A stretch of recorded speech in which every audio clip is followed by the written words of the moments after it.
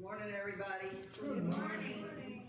Sorry, I'm making this grand entrance. No mistakes. It's okay. All right. And we can hear you fine. Thank you, Dave. Sure. Thank you. It seems like we had a repeat of 2 weeks ago when I was fairly dizzy and couldn't drive, and Janelle had an episode the night before, so we're looking for a new playbill. This one's not working very well. Cindy, if you want this, sweetheart, you got it. So good morning, everyone. I'm glad you can hear me. Let me get myself together here.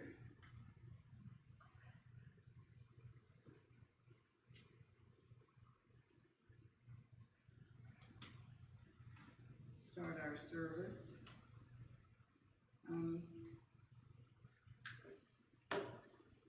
Let's just start with the prayers. We do all services here in our church. Just to gather our thoughts in and our energy into this space and into this time. And as Dave said, there are no accidents or no mistakes, and so we just step into that truth and no questions asked. We come together now as one heart, one soul, one spirit. And we pray for this beautiful little town who has experienced so much devastation in less than 4 years. We just pray for each and every business and each and every home that's had water in it, and all the trials and tribulations that go with it. We send blessings out to each and every individual. We bless Janelle as she goes through this stillness, whatever it is. Bless all those who could not be with us this morning. We pray that each and every one of them are hale and healthy. We truly know that God is in the midst of everything. And often we have to look behind after it's over to look back and see. And so we trust that truth this morning as we bless each and every one here and those who could not be with us. Bless every church, every mosque, every temple, and every synagogue. We know that we are all truly one, created by the one Creator. May we never forget that. We know that all paths lead to God. So it is. Amen. So I'm getting feedback here. Yes. I don't know what that's about. Yes, this is all. It's, well, where's our feedback coming from? All right, so we should have on our screen in just a moment the worldwide statement of being. And if we have people new, then it helps you to be able to see the words on the screen. So how's everybody this morning? Good. Glad you're all here. All right, our worldwide statement of being. There's but one presence and one power in this church, in our lives, and in the universe. God, the good omnipotence. And so our daily word, Wanda, I think I asked you. Oh my goodness.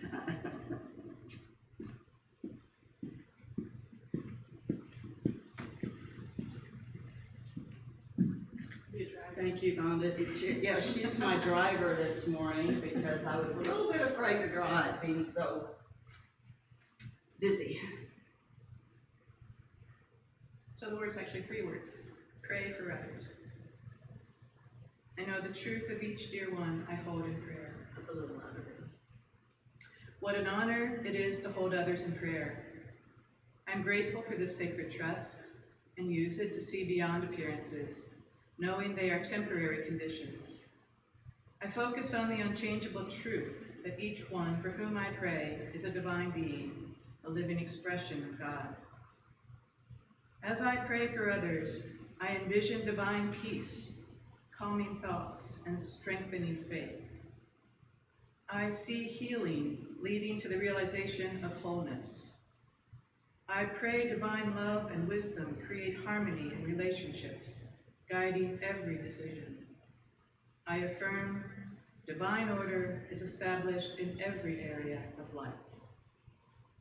I claim for them the zeal to complete everything that needs to be done.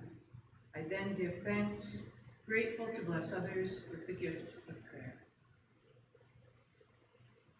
Scriptures, Matthew 18:19.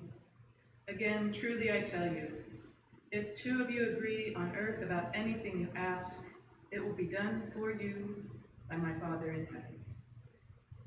Thank you, honey.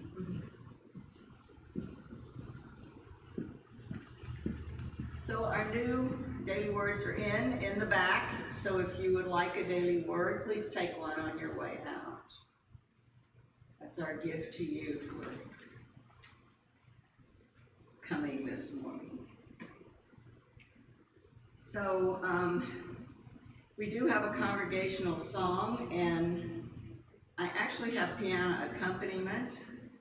This song is I've Got Peace Like a River. The words will be on the screen, and it's a rather lively little song, so if you're not quite awake yet, we think this might wake you up. So here we go.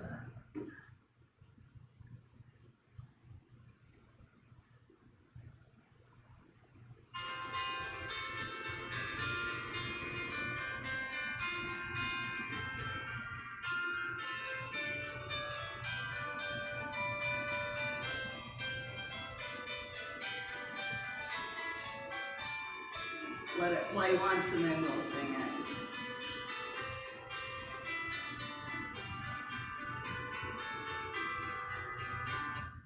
All right, let's go back and start. You ready? Everybody got the tune? Like a river, I got peace like a river. I got peace like a river in my soul. I got peace like a river, I got peace like a river, I got peace like a river in my soul. Love like a mountain, I got love like a mountain, I got love like a mountain in my soul. Love like a mountain, I got love like a mountain, I got love like a mountain in my soul.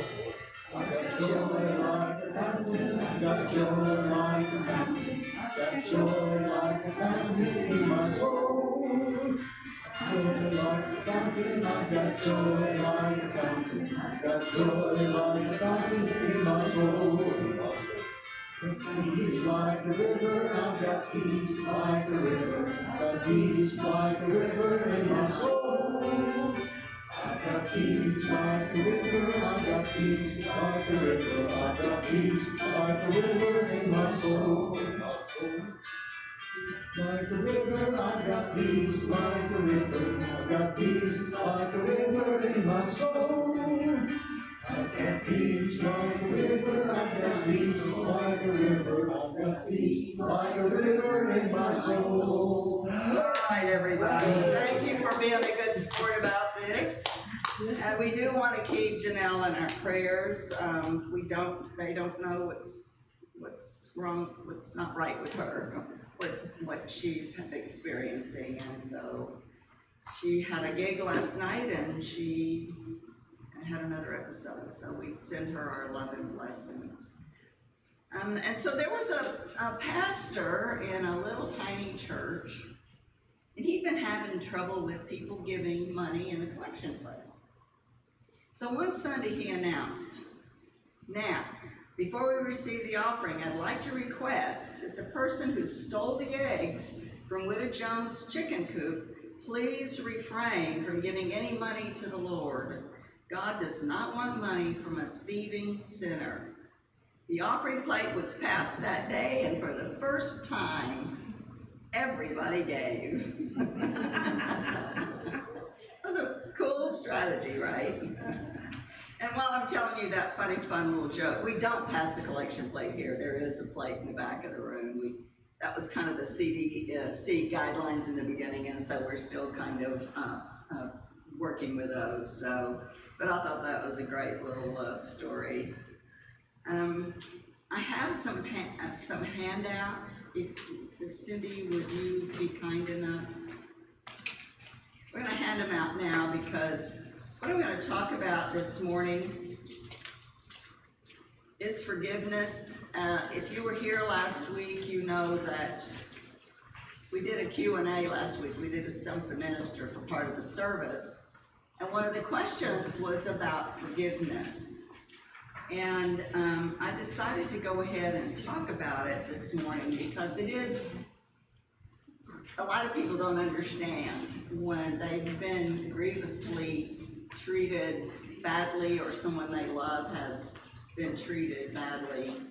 You know, the question is, why should I forgive them and how can I forgive them? And so we talked about it a little bit last week, and then I decided that we would go into it a little more deeply this morning. And so I'll kind of hit the high spots of what I talked about last week as well, because, you know, the question was, what is forgiveness and why should we do it? And forgiveness, the word forgiveness means giving up something. It means you giving up something that you've held inside of you for something that was done to you. So the word forgive is to give for. So I give myself something that was taken away from me. It's letting go. Why are we getting feedback? It's not bad out here. It's not? Oh, good. Well, if y'all don't hear it, then I won't worry about it. I just don't want you to be. It's a tad, but it sounds kind of ethereal. It's okay. Yes, I'm floating above the room. Yeah, no, it does. It sounds good.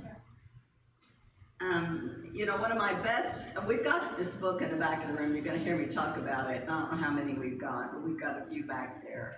And it's a book you can get on Amazon too. It's less than $10, but it's a book by Gerald Jampolsky, and his definition of forgiveness is one of the best I've ever read. His is giving up all hope for a better past. When we forgive, we're giving up hope, all hope for a better past. We cannot live in the past. And that's what we're doing when we're holding on to some grief or some unforgiveness. It's behind us, it's already happened. We can't change. You can't change what happened before you got out of the car this morning to come into this room. And when we can't change something, but yet we hold on to it, we're draining our energy. We're using up power and using up energy that we could be using for something wonderful. So I'm going to turn this off since we're not going to be singing from it anymore. Yes. So we want to give up all hope for a better past. It's not a one-time thing, guys. If you've been trying to forgive something that was egregious to you, that was done to you or to someone you love, that you just can't give it up. And it could be another person, it could be God, it could be yourself. We will hold ourselves in grievances too sometime and not forgive ourselves for something we've done in the past. So it doesn't matter what it is you're holding on to that you need to let go of. You need to know that it's for your good health, it's for your own ability to use the power and the energy that's in you every day instead of draining it on something that you can't fix anyway because it's already happened. And so one of the questions last week on that card was, why? Why should I forgive? And so I've listed some of them. again, some of them are in this little book. We'll talk about the book in a little bit. But we forgive to set ourselves free. When you're unforgiving, you aren't hurting the other person. The other person could care less. They did what they did. They may not have known they even did it. They might not have cared that they've done it. They might not be alive today.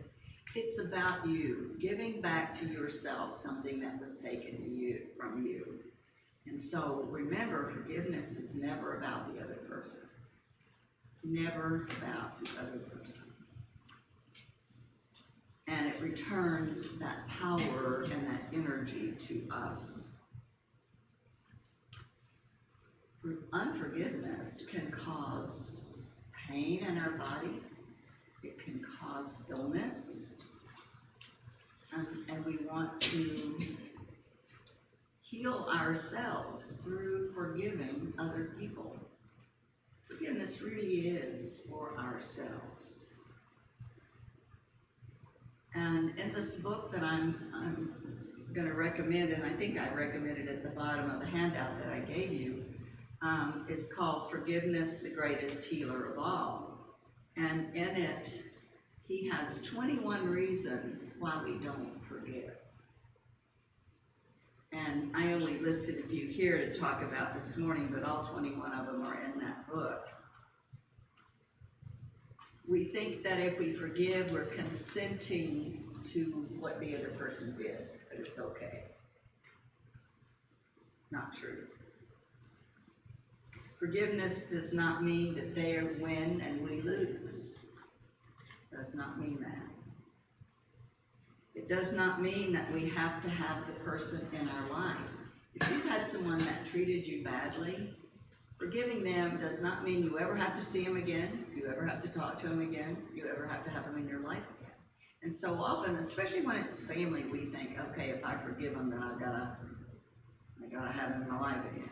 That's not true, because we are to love ourselves just as we are to love others. And we're to care for ourselves just as we are others. So forgiveness doesn't mean that either. We don't have to talk to them, or we don't even have to tell them we forgive them, although sometimes if they're still living, as those of you in AA know that it's sometimes rather cathartic to make amends with them if they're still alive, or to write them a letter, or whatever would set you free, but it's not necessary. The main thing that the action that we take is within ourselves, for ourselves. It does not mean that we condone what was done, or that we'll ever condone what was done. Again, it's to lift that burden of pain from us. The little handout that I gave you will kind of go through that a little bit. I didn't put it at the top, but I'm going to start in the middle about all the ways that Jesus talked about forgiveness and how to live our lives. And down there about midway, you'll see where in Matthew 22:37 through 39, Jesus said, love your neighbor as yourself. He also said, love your enemies and pray for those who persecute you. He also said from the cross, Father, forgive them, for they know not what they do. Jesus was our master teacher. He taught us how to live, and he taught us by example. He didn't just talk about it. He showed us how to be. Forgiveness is one of the most difficult things you'll ever encounter. I don't care whether it's something grievance you have against yourself, against another person, against a parent, against God.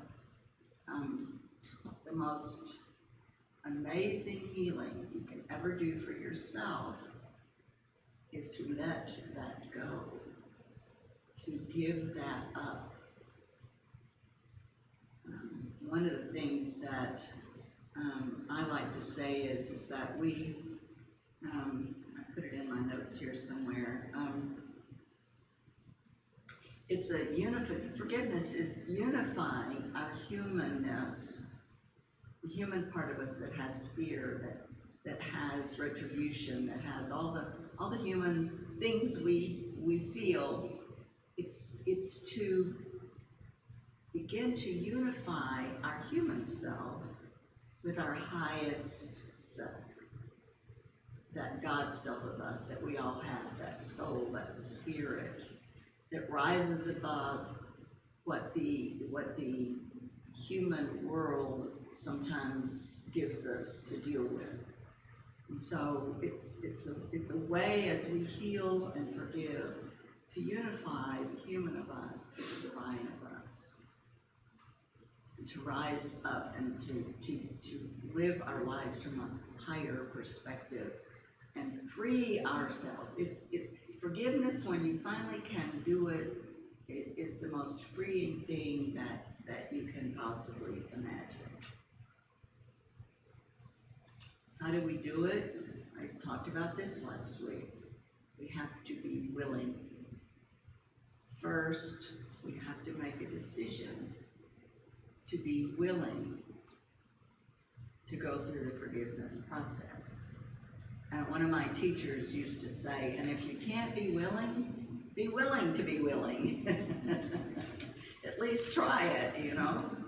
And so that's what it takes. It takes reminding yourself, I don't want to carry this burden anymore. I don't want to make myself sick anymore. It can make our bodies, our physical bodies, ill. And we don't want that. And I've had a lot of people who told me that after they forgave and really went through the process, that some of their ailments went away. And so it's the power of love and forgiveness is for our own personal spiritual growth and our own personal healing. And for all the stories I've heard and been told, it produces miracles. It truly produces miracles. And it's never too late. It's never too early to forgive, and it's never too late to forgive. How long ago it happened doesn't matter. When you make the choice to move beyond it and to forgive and to heal your body and your mind and your spirit, it's never too late. It releases us from all of that. You know, have you ever, we've all had something we couldn't forgive. Whether it was ourselves or something else or someone else. And remember that yuck you get when you think about it? That negative feeling? Every time we do something negative, it affects our health. And so you want to remember that forgiveness strengthens your immune system. You either totally forgive or you don't forgive at all. That's something that you have to kind of think about for a minute.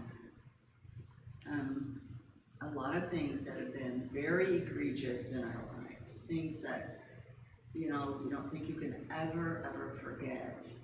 It is a process. It's a process.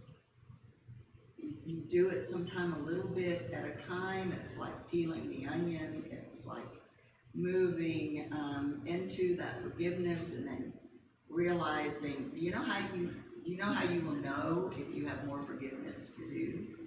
You will know it because it will grab you. Once you have totally forgiven, then that whole episode, that person, whatever it is, all of that will be completely neutral. It won't even matter anymore.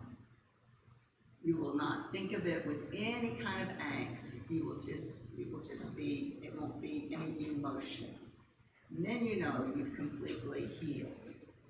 If you still have emotion around it, it's okay. It's a process. Notice that and just know I got more healing to do. And there's a whole lot of ways to do some healing work. And I kind of made this talk a little bit short this morning because I thought maybe we would still have some questions and answers, and so we might, if we have time, do a few questions and answers. But like I said, it's a choice we make, it's a willingness to begin, and with the choice that we make when we want to forgive is that we want to choose listening to the voice of love, not the voice of our ego. We want to rise above that. Remember, the voice of your ego comes from fear.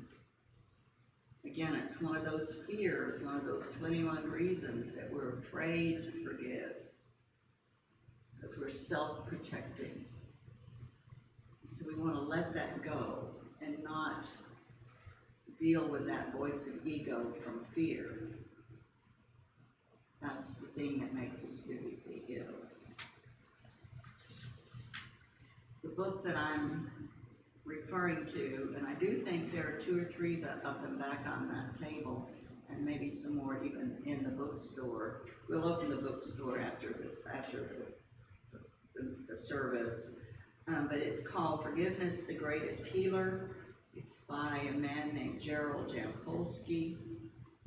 And the top 20 reasons we don't forgive is in that book.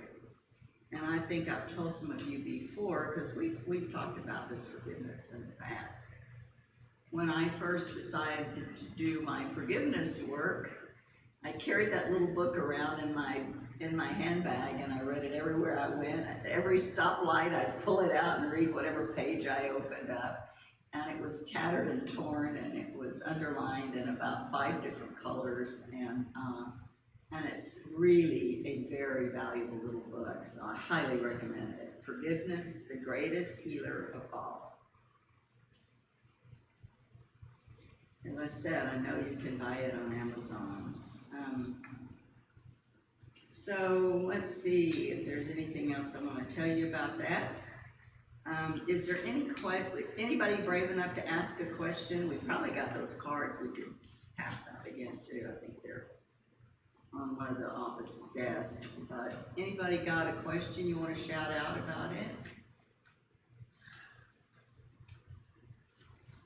Yes. Oh yes, good. Chris first.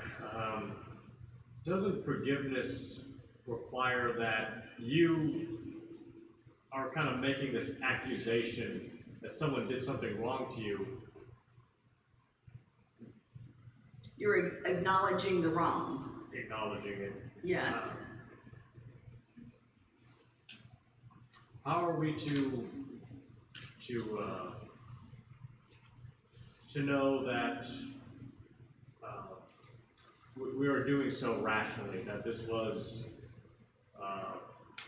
something wrong? Because typically the other person is saying, I didn't do anything wrong. Very often they don't think they did anything wrong.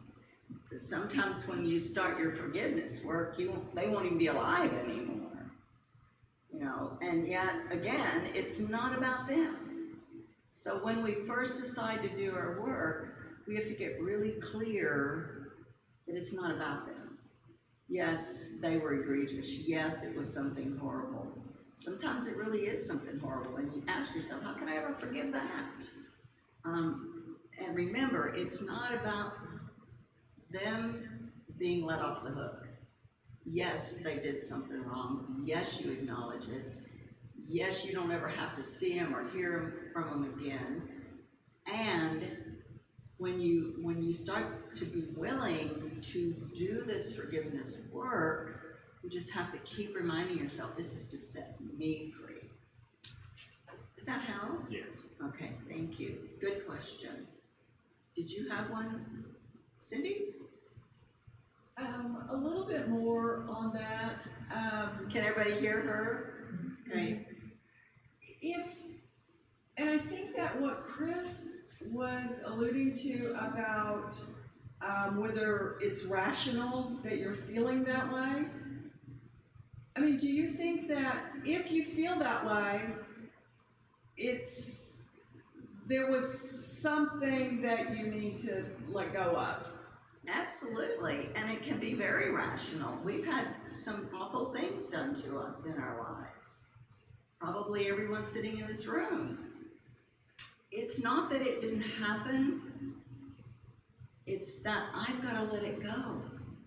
I've got to give up all hope for a better past.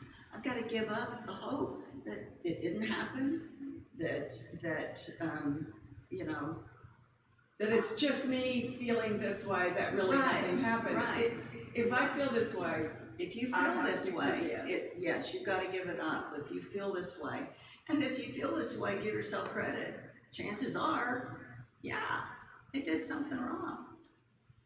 And like I said, sometimes people have tried to confront other people about that. And it's like Chris said, I didn't, Sometimes if you ever tried to have this conversation with somebody and the best they could do to say is, well, I don't know what I did wrong, but okay, that even makes you madder. But honestly, they may not think what they did was all that wrong. It's hard for us to believe because we've been the one that's been wounded, but yeah, this is really, forgiveness is all about us. It really is. And it's about us learning to rise above, to come from that higher self that we all have. We all have that higher self. That higher self is who we were created to be in spirit, and it's the love self of us. And this was what Jesus was trying to teach. Love your enemies. I had a wonderful teacher. Some of you may know about her. Some of you may have been in her presence. She's one of my favorites. I wish I could get her down here, but I don't think she's able to travel. How many of you know about Edwin Gaines? Have you heard Edwin Gaines before? Well, Edwin Gaines tells the story of, she said, I decided, she had some things to really forgive one of her husbands for, I don't know, and she couldn't do it. And so she said she would read in the Bible and she would meditate and all that stuff. And she saw where Jesus said, no, forgive 70 times 7. So she decided that she would take that literally, and she wrote 70 times, she would write it 7 times, and then she'd write it again, and she'd write it again, that she was forgiving this person, until she wrote it 70 times 7. 490. Huh? 490. Yes. And she said, try it sometime. By the time you get to the end of that, you could care less. So, but that's only part of her story. So she did that. And she said at the end of it, she was totally neutral. She really was like, so he's human too, so maybe I was part of it. She was kind of getting into finding a place to really be okay with it. So she decided then to go further and write him a letter.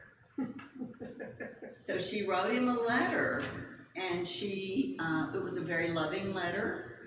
And she told him that she forgave him and that she knew that she probably played some part in it. I don't know. Anyway, she sent him this letter, and she said about 3 weeks later, because one of the things he did was he took all of her money when he left, and he took all of her furniture when he left.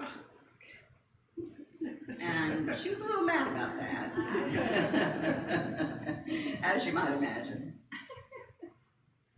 But she said, she said, I forgave him. And I thought, well, I probably pushed his buttons a little bit too. And she got to this place of total neutrality.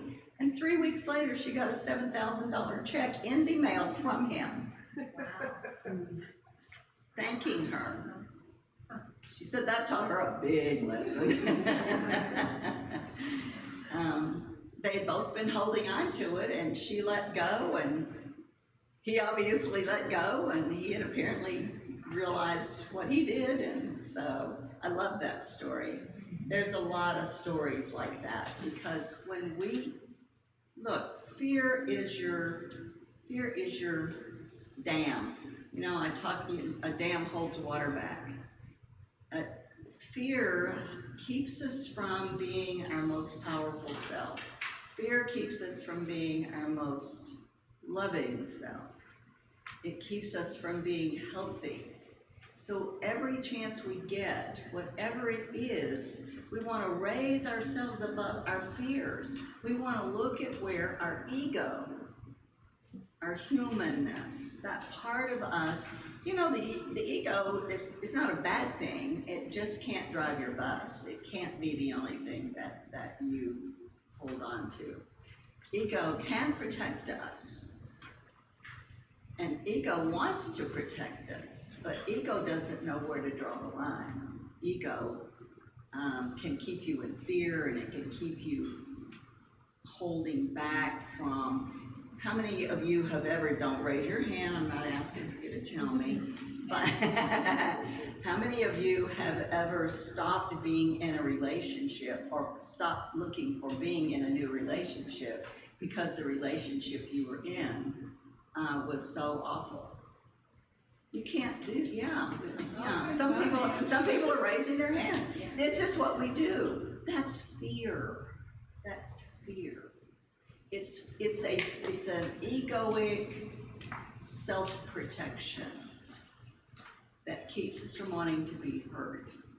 And so just notice it. Nothing's wrong. We're still human. We still have to move through all of these human things. So I'm not here to make any of you wrong. I'm here to give you an awareness of what to look at in your own life and how to move beyond it. Dave, you had a question. Yeah, well, I'm just wondering, okay, now say in a certain situation, I have a couple of them actually.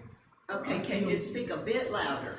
Okay, let's just say in a particular situation, I have a couple of them actually, where I believe I've let go of it and I've forgiven them, yet there's still an emotional charge. Yes. There's still, you know, there's still a little bit of angst or. Right. And is that normal or is That is normal. That is your own inner guidance telling you there's more work to do. Okay, but what's the work to do at that point? More of what you've been doing. Whatever, you know, like I said, you can do the 70 times 7 thing. Right. I've done it. Nearly drove me crazy, but I did it one time, and it is amazing. At the end of it, it was like I didn't give a hoot. I really didn't. I was done, and I knew it. So, you know, there's a lot of different ways. You can write letters, you know, you can burn the letters. But I'm wondering if just accepting that there's always going to be a little bit of angst there, if that's good enough. You know, because Actually, again, I'm gonna say again, the angst is to tell you you have more to do. right.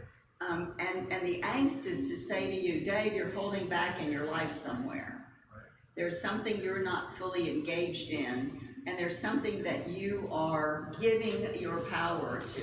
But when you say you don't have to agree with what they did or condone what they did, or you don't have to have them in your life, right there, that's acknowledging that there's still going to be a little bit of angst or a little bit of trepidation or. That's really why, yes, that's why I said in my little short brief talk, and it's a process. You don't forgive once or twice or 5 times. It's a process. And it can often be a longer process depending on how deeply you were wounded. And so just, it's that little voice of angst or I'm not done yet is there to just say, Dave, you got more to do, darling. Don't waste your power on this. Right, well, but I also see it as just trying to continue to let it go. To let It is. It's a process. Yeah. It's like you're in that process. You get that notice. Oh, I'm not done yet, and so I need more work. I got to do more work. Now, when you say, "Well, I don't want to do more work. I just want to notice it," I would just say to you, when you get that feeling, just be introspective and even maybe meditate or write your journal or whatever, and just notice where in your life today, that unforgiveness and that little angst is holding you back. And what is it doing? Is it making you want that drink? Is it making you, keep you from a real relationship? I mean, it could be many, many, many things.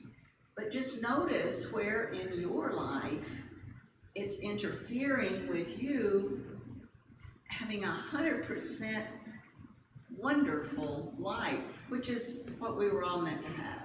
It's just an awareness. It's a consciousness of, oh, let's see, I need to do some more work. Now when I was where you are and where you're talking about, that's when I got the little book. And I read that book backwards and forwards. I'm telling you, I had yellow and pink and blue underlined. After a while, it was ridiculous. I couldn't even read it anymore. But it was a big healing for me, just that little book. And it's about this big, and I carried it around with me everywhere I went. Literally would stop. You know how you stop in Houston for red lights? It's every block. Every time I'd stop for a red light, I'd pick it up and read a sentence or two. And I did that for the longest time because I knew I wasn't done yet. So, you know, whatever process has worked for you, just know you got a little bit more to do. Because you want to live full out. You want to live fully healed, full of power, full of energy.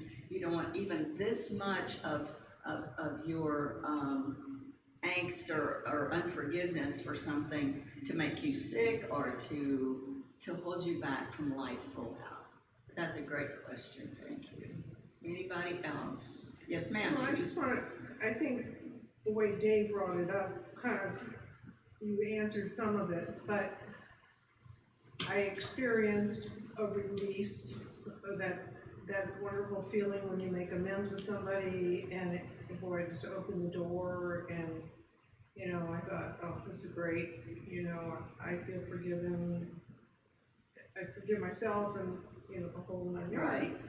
Well, then this family member.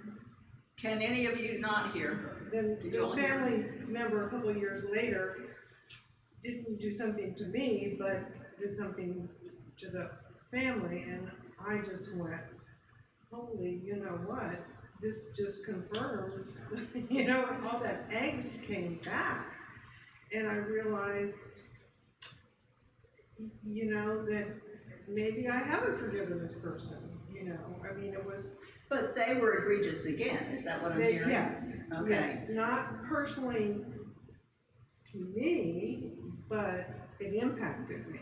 Yes. It impacted, you know, so it just, you know, it was what my ego and my left brain emotional part was saying, this person is the person that I really think that they are, you know, and it just confirms a lot. Yeah. And so I guess I just have to not only go into forgiveness, but into acceptance. I don't know, it just... Well, you know, I mean, you did forgive, and you had a degree of acceptance, and then this person behaved badly again, which was to me just more of an affirmation that I don't need that person in my life.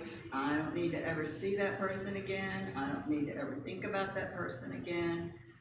I can free myself of anything about him or her, but I don't have to have them in my life. See, forgiveness is not about having them back in your life. It's kind of hard when it's your brother. Well, mine too. You know what? My brother as well. You know what? It is true. You know, It is true. so- It's harder with family members. Yeah. It is.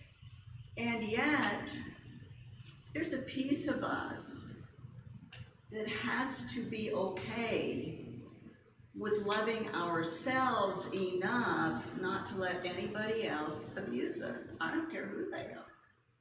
Father, mother, brother, sister. So, But what I'm trying to say is, is perhaps that angst that I'm describing is just a protective mechanism to not put my head on the chopping block again.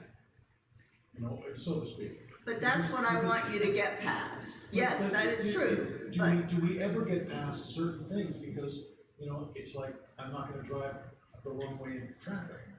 Because it's stupid, it's dangerous. So getting involved with other people or interacting with them, even though we've forgiven them, is still not a good idea. And that's, I think that's the angst that I'm talking about. so I would like a little clarification, because if you're talking about not having anything to do with that person again, absolutely. You don't ever have to have anything to do with that person again. You know, if it's your brother, you know, and you gotta be with him at a funeral, well, that's great. Shake his hand and then, but you don't have to be abused by him, or you don't have to go visit him or let him come visit you or any of that. Now, in other instances, if there's somebody we need to forgive, and I see this in relationships all the time in counseling, somebody will not ever be in another relationship because the last relationship was so awful. So what you're doing is you're cutting yourself off from meeting someone else that's wonderful and allowing yourself to have the wonderful life you were created to have, because you've now put this protection, this wall of protection around you, so you won't ever get hurt by anybody again. That's a little bit different than the brothers, but with brothers, you know, you don't have to. You might have to see them at somebody's funeral, you know, but you don't have to have them in your life if they've mistreated you or abused you. It's just try to love them and forgive them, and as Jesus said, forgive them for they know not what they do. That's the hardest part. Yeah, sometimes that's just not so That easy. helps a lot. No, it's not easy, and that's why I took the time to do this morning. Forgiveness is one of the most, Yeah, they're not aware of what they're Right. saying or doing. or they don't care. Yeah. A lot of times people just don't care, Or they're in denial. or they're in Denial's a great denial. tool. Absolutely, Yeah. absolutely. You know, I used to give this, we had a lawyer in Houston, he was on our board of directors, and he used to do Guide to Good Divorce. And he would do it about every 3 months, and he only did it for women, because he felt like the laws in Texas, and in, I guess Houston too, but for sure in Texas, were stacked against women in divorce. And so he started educating the women, and he called it Guide to Good Divorce, and it was an all-day workshop. And he would ask me to come and do an hour or so of forgiveness. And you know, I told him, I said, you're throwing me to the wolves. These women are not in any place right now to forgive anything, you know.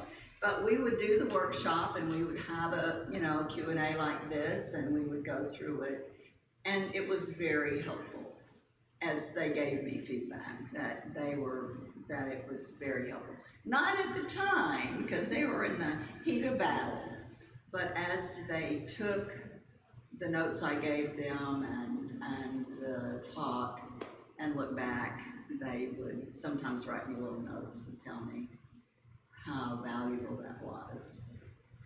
But it's tough when you're going through it. There is nothing easy about forgiving, and the worse you've been treated, the harder it is. And so just know that you're human, but you also know that you want to rise above it to have the best life you could possibly have. And you know, it's like, don't give somebody rent in your mind. Don't let them rent in your mind. Don't let them walk through your mind. Yes, Nancy? Feel good, accepting of that person, no matter what they've done, that you are able to say, you know, I accept them as they are. I'm not gonna change them. And Sure, yeah, just, sure. because when I'm reading a lot of this, in reading most of this, it feels like it's forgiving other people. You can forgive yourself the But same way. This is what I'm saying. Forgiving self, Forgiving yourself. forgiving other, forgiving God. You know, there's a lot of people who have been in a religion that said it was God's will. You know, somebody you love deeply dies, and all you get from the church and the ministry is it's God's will. Well, who wants to love a God like that? Especially when you're deep in pain and you don't understand it and you didn't get really any further guidance, you just got that sentence. That's a hard one. So a lot of people, and again, I get this in counseling, a lot of people who lost a child or they lost a loved one in some untimely way, they're really angry with God because they think God did it. So yeah, it can be yourself, it can be other people, it can be the God you believed in or whatever. It's whatever you feel has hold of you that you can't let go of, and that it runs your life. As I say, it drives your bus. But it'll make you sick. It'll keep you from having good, wonderful relationships full out.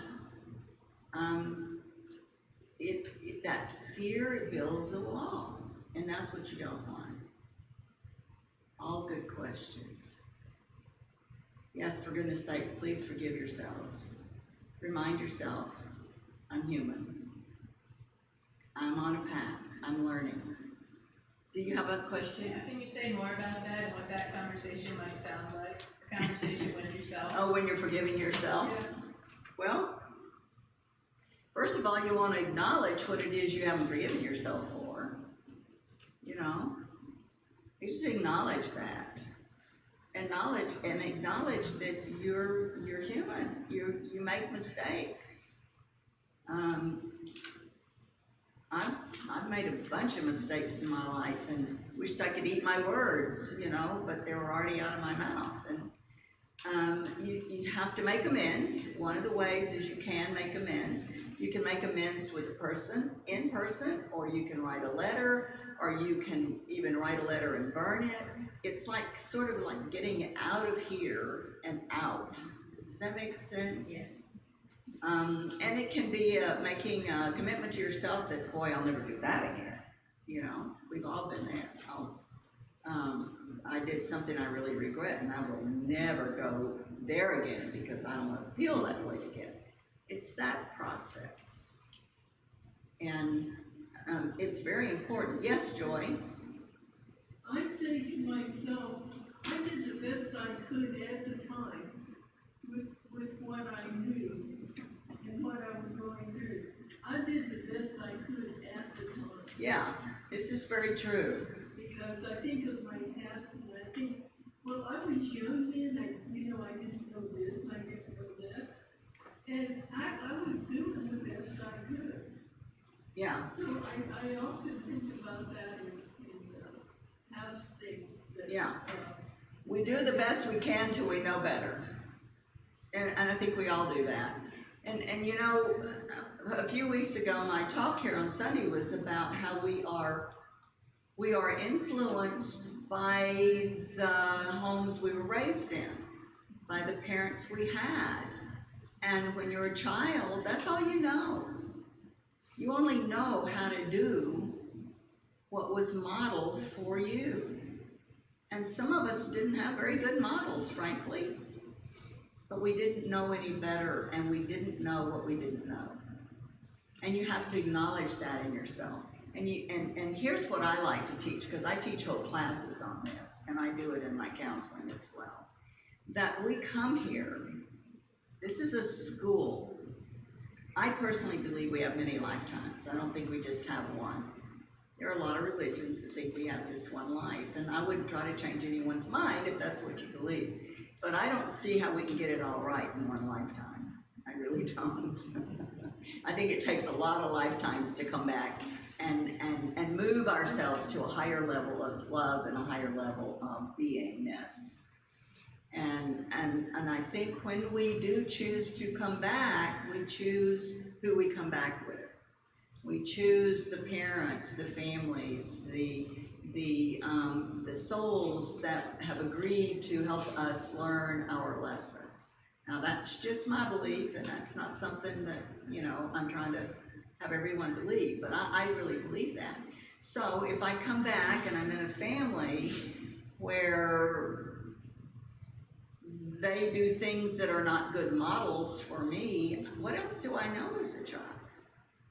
This is why so many adults become alcoholics, because they were raised by alcoholics. And you can't even feel too badly about that, because I remember, look at my age, but when I first got married to my son's father, I didn't know what an alcoholic was. And I actually married a man 27 years old who was an alcoholic, and I never recognized it. I had not been raised that way. He was highly functional, and I didn't know. So, we live this life to learn lessons. And I like to teach people that every challenge you have is, once you learn the lesson that the challenge came to teach you, the challenge goes away. So just, does that help at all, Vonda? Are we? It does, in the big picture. I mean, I'm like trying to imagine the conversation I would have with myself, and myself forgiving myself. I'm trying to imagine, what does that actually sound like? Well, one thing it could sound like is, if I'd known better, I would have done better. And that's not a cop-out. It's really the truth. I think once we know better, we do better. Now, there are people who don't. There are people who like to make the same mistakes over and over again, and I don't quite understand that. The mistakes I've made are, I don't want to ever have to do it again, but we're all in different places in our lives, and sometimes if you want to do some self-analysis, you can go back and go, I need to forgive myself, and I need to know that I'm human, and I need to know that this has hurt me personally, and that forgiving myself has been difficult to the degree that the lesson is, I won't ever do this again. Sometimes sometimes that's the lesson. I will never do that again. But some of us need to repeat it once or twice or thrice in order to learn. Those are the ones, and I was one of them for many, many years, and that's what I call a hard learner. Hard learners have to learn it over and over again. So, yeah, I agree. So. Well, I like the saying, the humans are the only species that trip over the same rock twice. Yes. Or 3 times. Or 3 times or 4 times, Have you ever heard that little story about the woman who walked around the block and there was a hole and she fell in it, and she got up and she got out of the hole, and she walked down that street again and she fell in that hole again, and she got up and walked out of it, and I mean, this thing went on and on and on, and she just kept falling in the same hole. She never learned the lesson. I don't remember how the thing ended, but I know you probably all read it. It's really, it's what we do, and some of that can be because we're not conscious, we're not aware. We humans can live on automatic a lot. You ever just live on automatic where you're not conscious of what you've done or said, or it happened and it's done, and I mean, I've done it. It's like out of my mouth, and I'm going, what on earth did I say that for? I just tell you, this is school. This is school. Earth is school. We're here to learn what we came to learn. We gather the souls around us who help us learn the lessons. And as one of my teachers has said, every challenge is your cutting edge of growth. So if you can when you get a challenge in your life, and you can just look at it kind of neutrally, and this is again probably an answer for you, Vonda, and the others who are saying, what do I do when you just notice that this is something that is a challenge that I'm having. And as soon as I get the lesson that it came to teach me, honestly, I can tell you the challenge goes away. So whatever it is that you may be hanging on to yourself that you haven't forgiven, just look at that and say, I'm hanging on to it because I may not have the lesson learned yet. So what is my lesson to learn so I can let this go? And of course, always it's, you know, it's like if I robbed a bank and I got sent to prison, hopefully I'd learn never to rob a bank again. Now some of them don't figure that out, but you know what I mean? It's like whatever we do, if we can see what the challenge came to teach us and learn from it, the challenge will dissipate, it'll disappear. And the next challenge won't seem near as daunting. Well, If maybe you- so. She's saying the next lesson won't seem as daunting. Yes, ma'am? I think my biggest challenge is filter in my mouth. And you say things and you don't think about it, it just comes out. And I've hurt people's feelings, not meaning to, Yes, I know. but it We all do just that. comes out. Yeah, And that's my challenge. yeah. And I think that's my life's lesson, is learn to keep my mouth shut. Well, I think we could all own that, and I think, you know, I love to be honest, and I know that sometimes I'm too honest, I'm too blunt. I think years in the corporate world probably did that to me, and I would like to soften that, but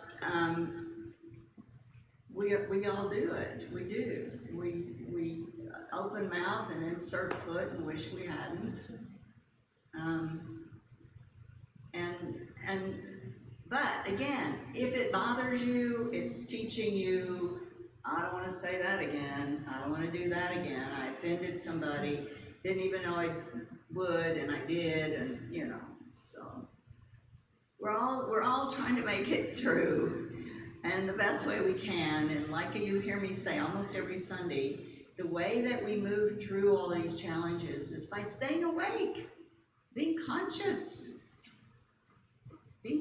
of when we feel a certain way that we don't want to feel anymore, that we have a certain way that we're drawing back or we're protecting ourselves from the fear of hurt again, or we're beating ourselves up for years because we made a mistake that we need to forgive ourselves for. We all do it. That's what we're here for. That's what counselors are good for, by the way. Sometimes we try to solve all our problems ourselves, and we need a good sounding board to help us through it. So these are all great questions. Anybody else got anything? What's the time looking like? Any other? Spot on, Farrell, spot on. Spot on? Yeah, you're spot on every time. Thank you. Thank you. Well, this is probably one you could do. I have actually done 3-day workshops on forgiveness. And like I said, I would do that Guide to Good Divorce every 3 months on forgiveness. So it's a big thing because it is a misunderstood thing. We think if we forgive somebody, brother, sister, you know, they got to come back in our life. No, they don't. You're giving up. You're forgiving just to give it up and get it out of your own system. But it doesn't mean just because they belong in your family that you have to spend Thanksgiving with them. You can, but you don't have to. And if somebody's really been abusive to you, I would suggest you didn't. But good questions. Any more before we go? What are we looking like, Cindy, on time? We should be done. We should be done. Okay. I'll be here after church, so you can ask me any more questions you have. Let's go ahead now and do our meditation. Is just kind of move into a space of thinking about what this has meant to you today in your own journey, in your own growth and learning experiences. And just take a deep breath, and as you breathe in, just think about the places where your forgiveness is still in progress, and think about how it might be interfering with your good health or your power. We've all experienced something painful. We need to acknowledge that.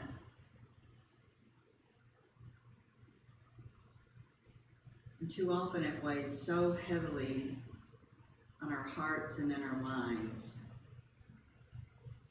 And we carry it around with us like a bag of bricks for a long time.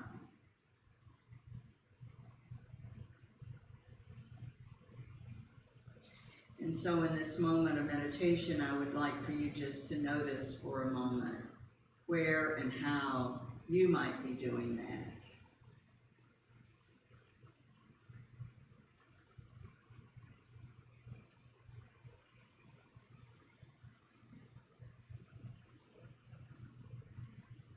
Notice how that feels in your stomach as you consider it.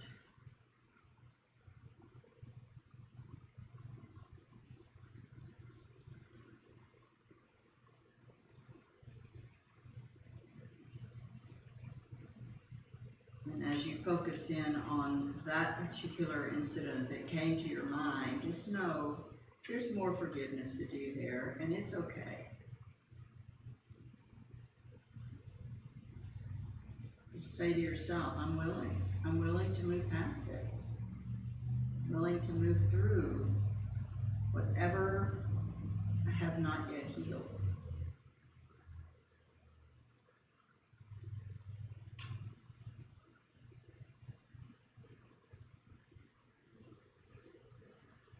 I remind myself that fear is like the dam. It holds back the love. It holds back the peace, the good health.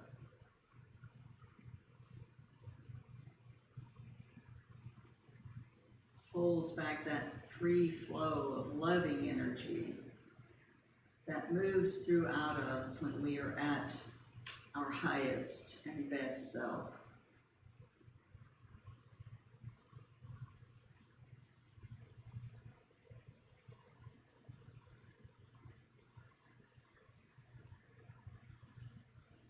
And as you have brought to your mind this particular incident that you know you have more to heal for and from, let us speak these words. I will speak them, and you will speak them from yourself. Let these words be your words. I release and I let go.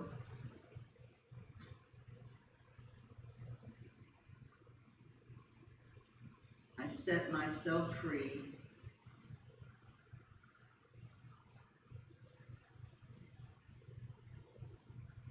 I deserve freedom. Love is who I am. Love is who I was created to be.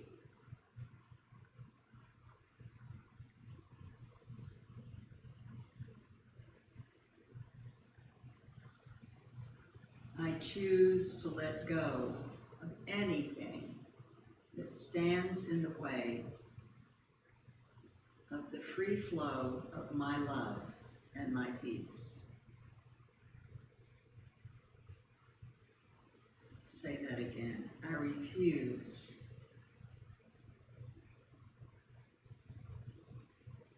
to hold on to that which blocks the free flow of love and peace throughout my soul. which is who I was created to be.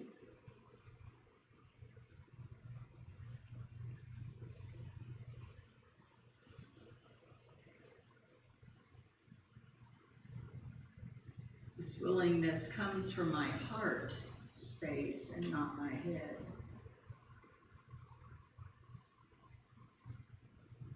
In my head and in my human thoughts, I resist.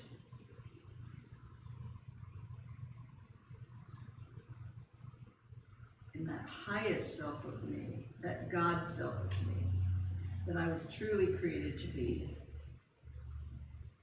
I choose the peace and I choose the love because I choose forgiving.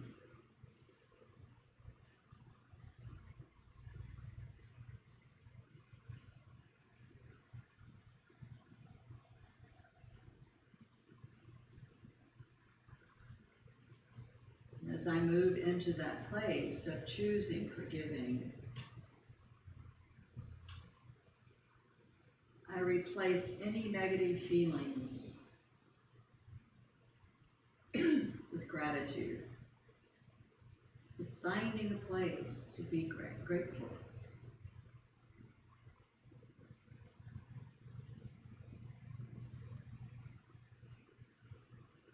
To replace that angst of that unforgiveness with thoughts of gratitude for all the good people, the good ideas, the good health, the good that I experience every day. I replace that angst with gratitude and name the things to be grateful for.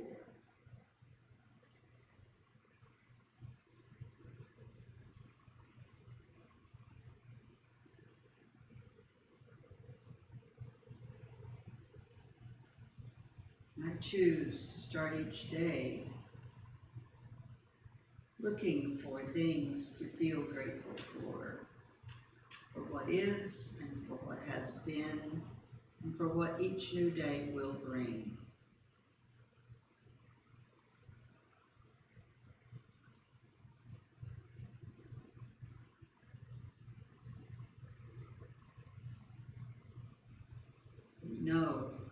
We truly know that gratitude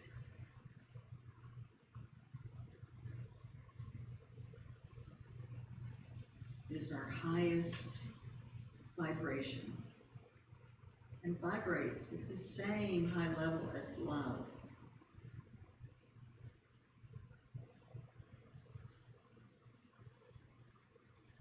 And so today, for all the forgiveness work that I do, I choose love and I choose gratitude for all of the good that is in my life. And so it is. Amen.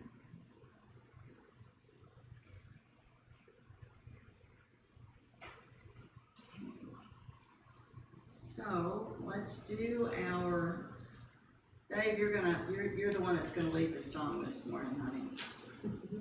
Okay.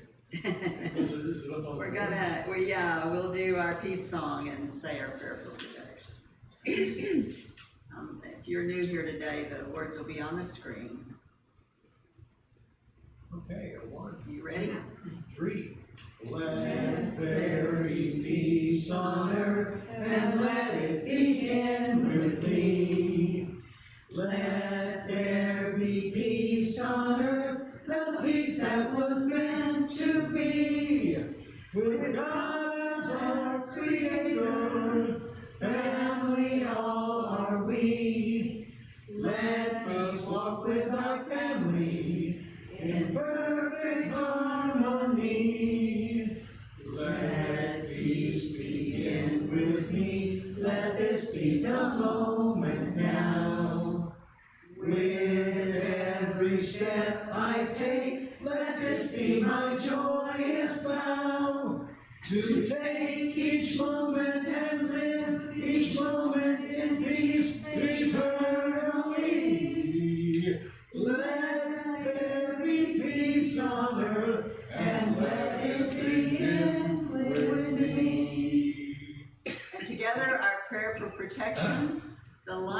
God surrounds us. The love of God enfolds us. The power of God protects us. The presence of God watches over us. Wherever we are, God is, and all is well.